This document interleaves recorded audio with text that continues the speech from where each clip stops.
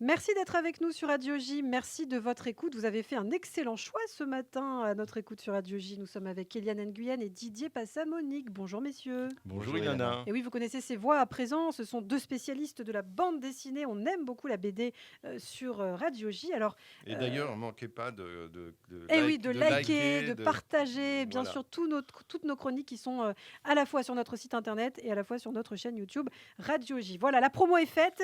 Alors, à présent, on va parler d'un dessinateur argentin. Didier, vous avez rencontré justement avec Kéliane le dessinateur José Munoz. Alors, en quoi c'était important? En quoi ce personnage est important? Oui, on l'a rencontré parce qu'il a fait une expo à la galerie Martel à Paris. Et donc, c'est un dessinateur qui a 80 ans, qui est le dessinateur du Barajo, de Sophie et surtout d'Alex Sinner, de Billie Holiday, de Carlos Gardel et de tant d'autres chefs-d'œuvre du 9e art. Il s'inscrit, c'est un des maîtres du noir et blanc. Il s'inscrit dans une lignée de virtuoses du noir et blanc qui part de Milton Caniff, le grand dessinateur américain des années 30 à 50, en passant par Hugo Pratt, l'auteur de Corto Maltese, Alberto Breccia ou Francisco Solano Lopez. Il est né en Argentine en 42. Et José Munoz n'a rien perdu de sa vivacité ni de sa sensibilité exacerbée. Il pense en images, il parle en images, il s'exprime en images, en poète, avec une belle radicalité. Alors, on dit que son dessin est inspiré du peintre Vincent Van Gogh. Ben oui, oui, oui. Quand on l'a vu, il nous a raconté comment il a rencontré Van Gogh, si je puis dire, dans Une encyclopédie, une encyclopédie familiale. Il a été enflammé par le dessin de Van Gogh. Il en parle en disant qu'il y a vu pour la première fois dans un dessin du vent, des chevaux passer dans un dessin.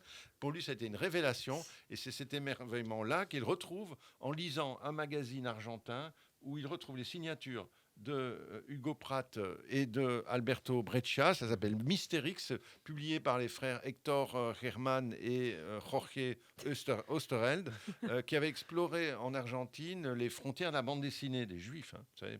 Ah oui. Et le jeune Munoz a 12 ans quand il intègre l'école panaméricaine d'art où enseignent Hugo Pratt et Alberto Breccia.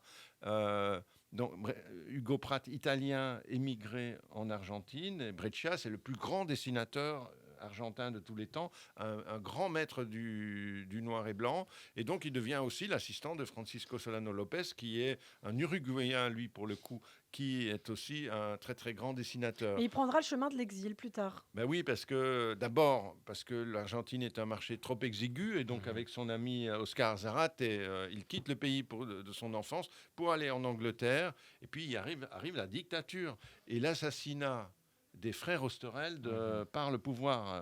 Et donc, c'est un grand traumatisme pour la bande dessinée à ce moment-là. Et donc, il vit entre l'Angleterre, l'Espagne, la France, l'Italie. En Espagne, il croise l'écrivain Carlos Sampaio, qui est argentin comme lui. Et puis, il devient il compose une espèce de sorte de binôme. Et en 75, il publie en Italie, dans Alter Linus, son privé qu'ils appellent Alaxiner.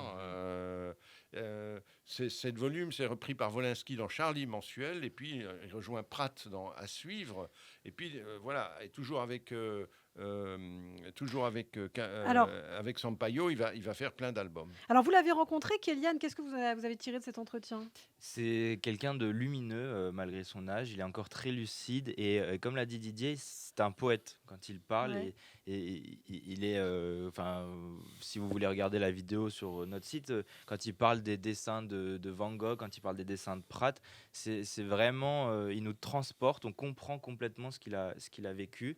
Et il y a une autre séquence qu'on a vécue et qui est pour moi qui est magique, c'est quand il parle lui-même face à ses dessins, face à ses planches, qu'il nous explique comment il travaille le noir et blanc. Il y a des moments assez marrants où il dit bon alors cette ombre là elle est pas bonne mais c'est pas grave, j'ai pas fait d'études d'anatomie, mais bon celle-là elle a pas à avoir lieu d'être, mais c'est vraiment Eh c'est un bien, très grand nom du 9e art. eh bien, Il faut dire qu'il a une manière qui est vibrante, qui est tectonique, qui arpège les noirs et blancs dans un rythme syncopé. C'est quelqu'un qui est capable de manier la lumière dans la couleur aussi. Et quand il dessine la pampa qui est de son enfance, c'est un très très grand artiste. Eh bien, un zoom sur le dessinateur argentin José Munoz, pour ceux qui ne le connaissaient pas. Merci de nous l'avoir fait découvrir ce matin. Merci Kéliane, merci Didier. Je vous dis à demain sur Radio J. À demain. À demain.